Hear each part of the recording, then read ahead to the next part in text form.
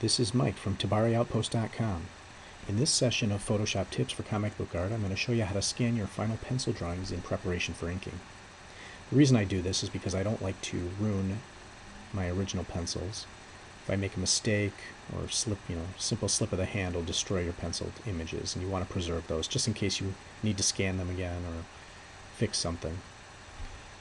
So the first thing I do is I need a final penciled image.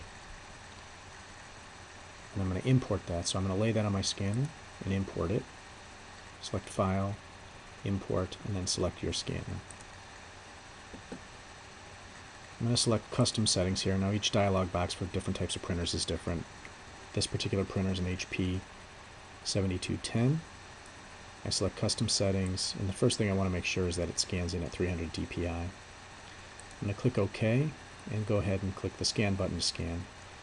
Now to save time, I've already gone ahead and scanned my image, so I'm just going to click Cancel here. And after the scanning is done, it'll bring up your pencil image. So this is my final pencil page. Now the first thing I notice is that I was unable to select the exact page size from my scanner. I notice it's 8.5 by 11.69, and I want it to be 8.5 by 11, a standard sheet of paper. So I'm going to go ahead and fix that by selecting my marquee tool. Select Fix Size in your mode here, and then change your width to 8.5 by 11 if it's not already set to that. Click here to bring up the marquee, and then I can use my arrow keys to nudge it 1 pixel at a time until I get it exactly where I want it. Go ahead and go to Image and select Crop, and it'll crop your image down to the size that I set. So we can see down here 8.5 by 11 and 300 pixels per inch, or dots per inch.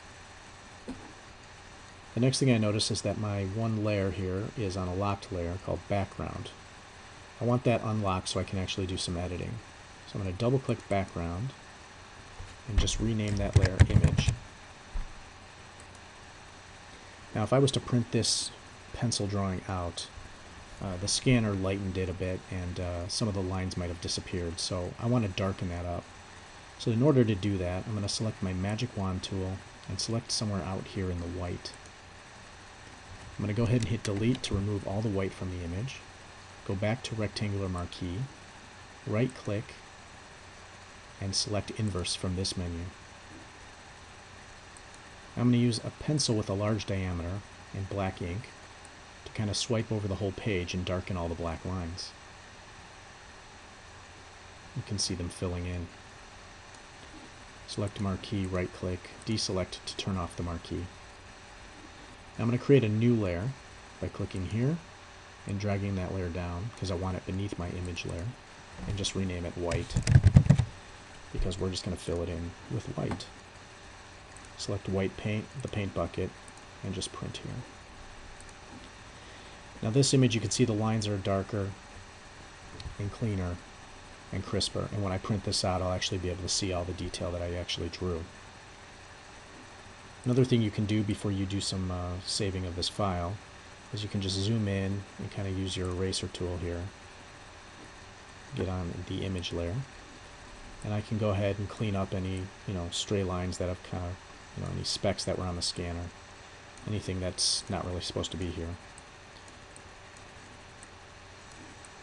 This drawing's not really too bad, but you get the idea. You can clean it up, fix anything that you drew wrong by removing it.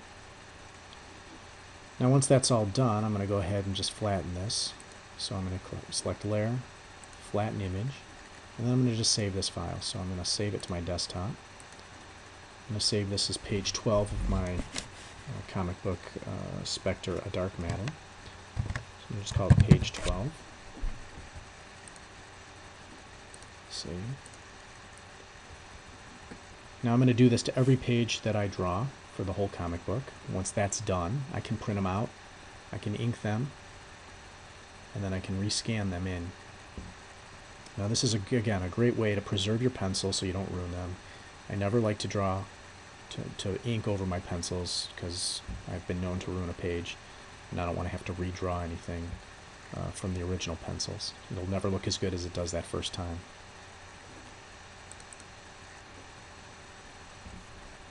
So thank you for watching this comic book Photoshop tutorial. For information on my ebook, How to Create and Publish Your Own Comic Book, for information on Spectre Comics, or more Photoshop comic book video tips, visit tabariOutpost.com.